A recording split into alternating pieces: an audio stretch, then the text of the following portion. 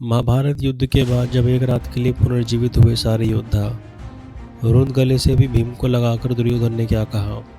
महाभारत के युद्ध मानव जाति के इतिहास की ऐसी घटना है जो न पहले कभी हुई और न ही कभी आगे होगी। इस युद्ध में असंख्य योद्धा वीरगति को प्राप्त हुए थे। धर्म स्थापना के लिए इस युद्ध में देश भर के विभिन्न हिस्सों से राजाओं ने भाग लिया था।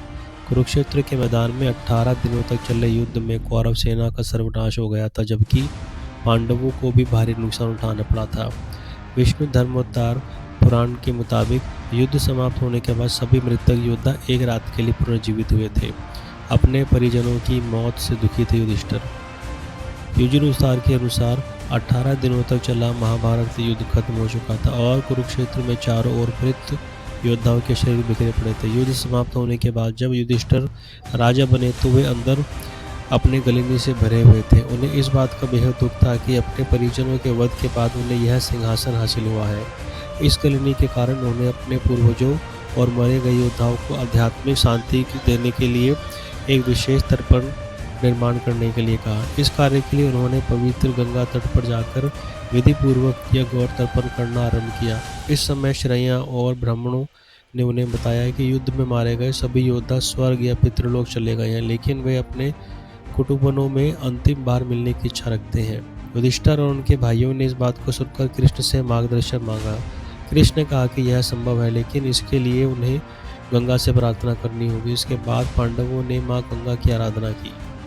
सबकी आंखों से झरझर बह रहे थे आंसू। माँ गंगा की कृपा और श्री कृष्ण की दिव्य शक्ति से रात होते ही कुरुक्षेत्र अचानक जीवित हो उठा।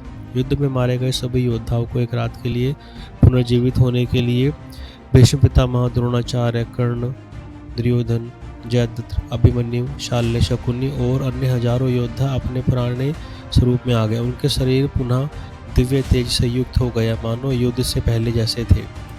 पांडवों और मारे गए योद्धाओं का मिलन का यह दृश्य अत्यंत हृदयस्पर्शी था। हर एक की आंखों में आंसू थे, चाहे पांडव हो या कौरव, सभी एक दूसरे को गले लगाकर रो रहे थे। किसी में भी प्रतिशोध की भावना नहीं, बल्कि प्रेम और क्षमा का भाव था। भीष्म पितामह ने गलिनी में डूबे युधिष्ठिर को आशीर्वाद दिया और कहा कि उन्होंने कुछ भी गलत नहीं किया। उन्होंने जो फैसला लिया वो धर्म की रक्षा के लिए एकदम सही था। भीम को गले लगाकर रुंद गले से बोले दुर्योधन। कर्ण ने अर्जुन और कुंती से प्रेम पूर्वक बात की।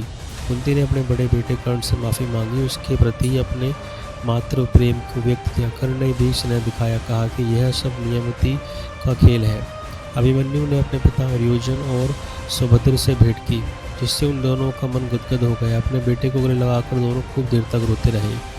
एक रात का समय और फिर विदाई। पुनर्मिलन केवल एक रात तक ही रहा। जैसे ही सूर्य की पहली किरण धरती पर पड़ी, सभी योद्धा एक दिव्य प्रकाश में परिवर्तित होकर स्वर्गलोक की ओर चले गए। यह दृश्य देखकर हर उपस्थित सभी लोग बुरी तरह फूट फूट कर रोने लगे। हालांकि भगवान श्री कृष्ण शांत थे। वे जानते थे कि यह नियति थी जो होनी ही थी।